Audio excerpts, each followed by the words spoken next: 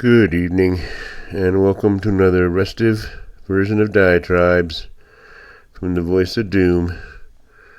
Now here's your rehabilitated and recuperated host, Voice of Doom.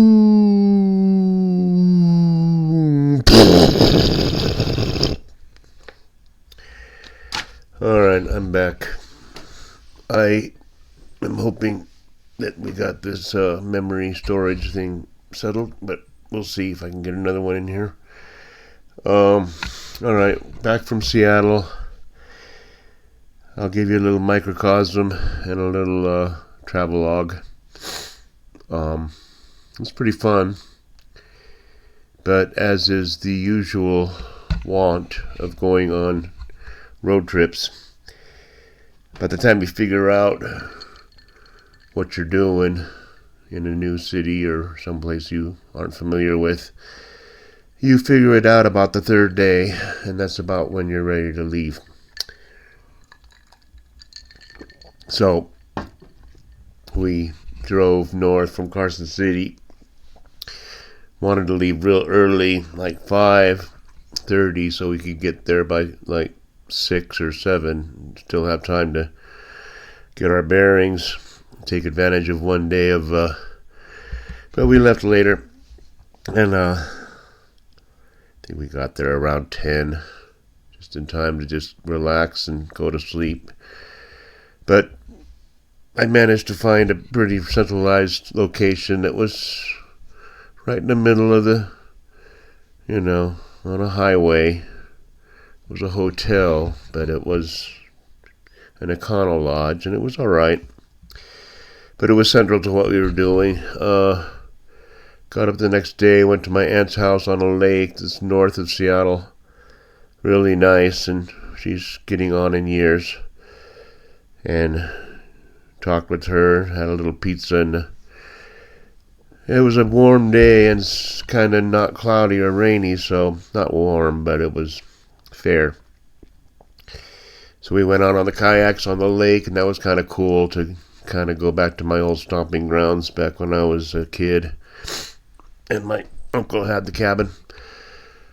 So that was fun. And then we went to Seattle and bummed around, but didn't do much, and we drove there, and it was horrible to drive. Oh, by the way, the drive up north, we went through Portland, and I'll tell you one thing, Portland is an absolutely fantastic looking city.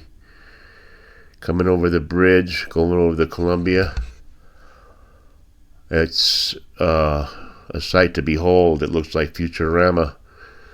It's colorful, it's beautiful. And it's a shame that it's going to hell in a handbasket because of their political ideology. But we didn't stop there. We didn't spend any money there. I didn't want to spend money in California just on general principle.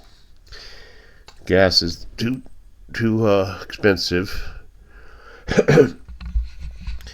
And just politically, I just don't want to spend any money in that state. Well, we did end up getting some gas there. Spent not much money in Oregon, but Portland's beautiful. If they had a conservative government, that place would be paradise. It's really nice. I gotta hand it to them on that. But the streets are chaos. And then we got to Seattle, and when we went to downtown, it was abysmal. It was a post-apocalyptic dystopian nightmare. I felt kind of at home there. Everybody was outre, everybody was, in the spectrum. Homeless everywhere. But one nice thing about Seattle is they're kind of polite. Other cities, homeless people can be very obnoxious, or they can be in your face, but the homeless in Seattle are very nonchalant and kind of aloof. They don't really bother people. So that was good, but there's probably way more homeless than there are any other part of the population. in that city. It's horrible. And I don't know, we had dinner. And then the next day we were going to make a day of it and come back to downtown Seattle, and we drove to Seattle Center and paid a lot of money for parking. And I'm like, how much is Seattle Center? It's like, well, it's free. It's like, oh, great. Well, free means you're going to pay through the nose for anything you want once you get there.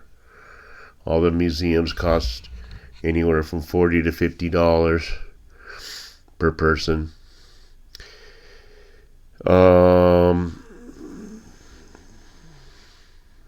We went on the Whidbey Island ferry, and we realized the ferries cost like $5, $8 for adults and $5 for seniors to go round trip to an island. So we went to Whidbey Island, bumped around there. It's a quaint little seashore, whaling kind of islandish thing like Jaws, and touristy, artsy fartsy.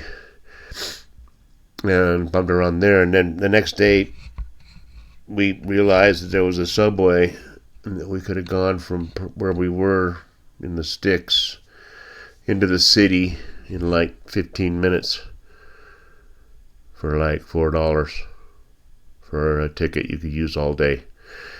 So that was stupid. We finally discovered that, and then we started using the subway, going here and there and everywhere we went we kind of saw the same homeless. Went to the University District and went to Capitol Hill, famous for Chad, all that. I mean, Seattle's a great city, but it's really going to hell with the homeless. And just, you can feel the wokesterism all over. You can smell it in the air, which, by the way, reeks of pot. Which I don't mind, but Benjamin was a little off-put. It's just the whole city reeks of pot, which wasn't like that before. But we could have probably gone to Bainbridge Island the next day, but I blew it. I should have just gone on the ferry for like $8. It's nothing. I know we could have had a little mini cruise, but you just don't think about doing things right when you're doing things on the fly. But we had a good time, and we took 12 hours. More than 12 hours, 14 hours to drive back, because we stopped at Olympia to see the Capitol, which is beautiful. It's better than D.C. almost as far as the architecture. And then we went to Oregon, which is not that beautiful, and they were under construction. Went to Salem, so we were hitting all the capitals. And it was alright, but it was not as good as Olympia. And back to Carson City, drove through the night, and it was kind of scary because my tire pressure light came on, and then a couple other mechanical things came on. That got me a little worried because we had to drive 700 miles, and just happened to have the car dealership on my speed dial, because I think ahead like that sometimes. I called them and asked them about this and that, and they said, don't worry, you'll make it. And we did. And it's a good trip. Now he has 3 more days before he has to go back. He's palling around with his buddies right now, Benjamin. But it was nice to get away. And then I'm thinking about my future and kind of looking at the way things are. Catch up on YouTube, so I'm back on track with the Doom. And really looking at it like, yeah, every day is a day that is, playing with, it's just precarious every day about where do I want to be when the shit hits the fan, because it's going to come any day now. It's almost as if someone were to tell you, yeah, guaranteed in the next 60 days, in one of these 60 days, something really big, huge is going to happen that's going to shake the world. And you're thinking, well, if it's guaranteed in one of 60 days, then any day it could be, but I got to live my life. I got to do this. And I'm thinking about, how nice it is just not to worry about going to work, and how much I'd love to just not work. And then I think I know, and I get bored after a month, and then I want to kill myself. So I got home and checked my schedule, and I got a lot of days off. So not only did I take 10 days off, but I got 3 more days after that, which is like 13 days in a row off. And then they only got me working 3 days a week, and 2 of them are waiting, and the rest are running. So it's kind of like what I wanted. I just didn't want to work that hard, so that's what they've done for me. They're not making me work hard, and I'm not going to make any money. And I'm thinking, well, we're near the end of the world anyway, so however much money I make isn't that important. And I always have Benjamin, and he's been helping me a lot. The smallest things, he's bought me a vacuum cleaner. The place is way cleaner. The place is more, organized. He bought me clippers for the yard, and now the yard is way more organized. So just for a few dollars, he's helped me out a lot. And then he kind of paid for most of the trip, which was nice. So it's nice that I did one thing right by having a kid that could help pay for me to have a little mini vacation. Appreciate that. But on to the big picture. I'll just move slowly from microcosm to macrocosm. Government shutdown. SNAP ends tomorrow. Okay. I've already gone on for years about how this government shutdown thing is absurd, and we're all being played for fools. And the fact that the government knows we're being played for fools and that we're putting up with it shows how much they can get away with, because there is no money.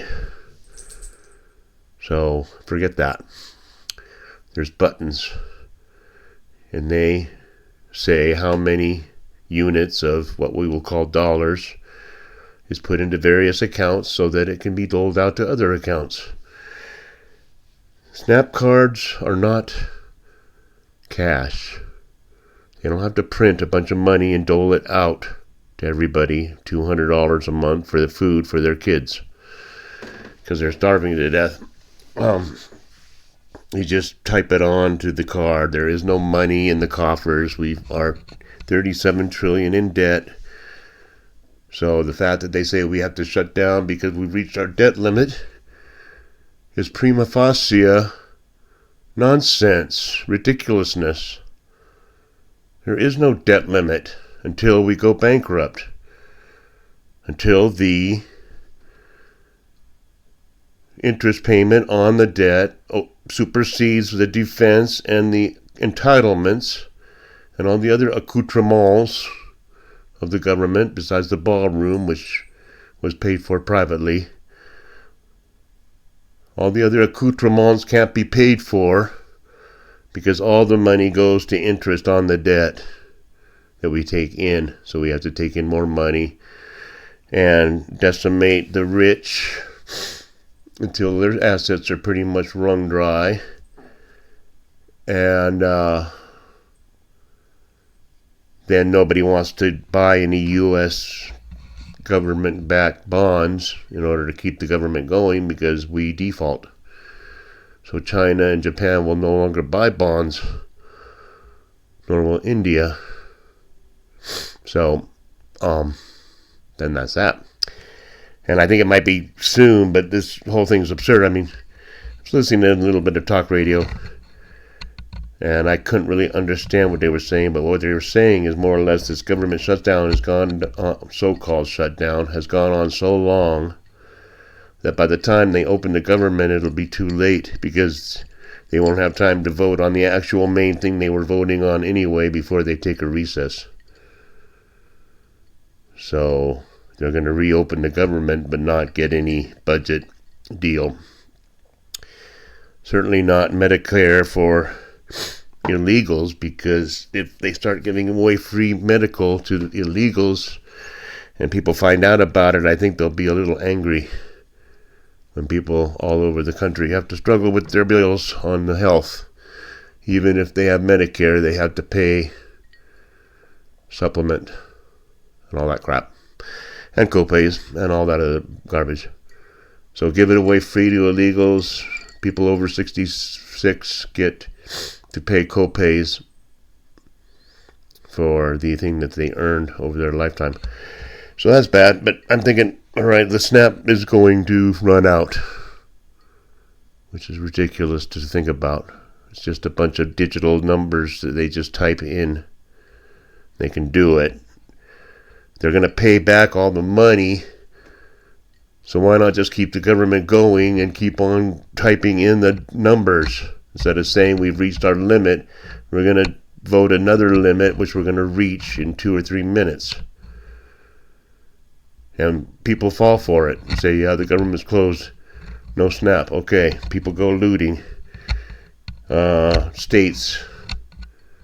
You see how the states can't afford to pay for their own citizens to eat, so they have to rely on the government, the federal, to pay them in order to dole out their state things. So it's all a big Ponzi scheme where nobody really has any money, and people work in jobs that don't pay enough for their lifestyle, no matter what it is. And then you have people paying for the rich to own the property, the common clay, who never have the property. And I'll give you an example. We bought a time sphere right after we got married. It was about 93. We bought a timeshare. We used it for 20 years and paid it off, probably in about 5 years. But we had to pay HOA dues. Went from 100 to 150 to 200 to 300 to 400 to 1,000 to 1,100 a year. Got to the point where we couldn't afford to pay the $1,100 a year, so we had to default on something we already owned. The rich guy took it. Now they have a whole resort, which me and other people paid for and had to default on because of the HOA dues. Extrapolate that into the whole rest of the economy, okay? It's so simple. You people are, not you people, my stalwart fans are great, but in general, the populace are idiots when they talk about government shutdown. It's not shut down. It's shut down for kabuki theater, to scare us and to get the new next world order going and get the 6 billion off the planet. It's so obvious. So, microcosm to macrocosm, I hope you enjoyed it, and I guess it went through, so hallelujah for that. Maybe I'll do another one later. Thanks. I don't need to do it much anymore. We can see we're doomed now. You don't need me anymore.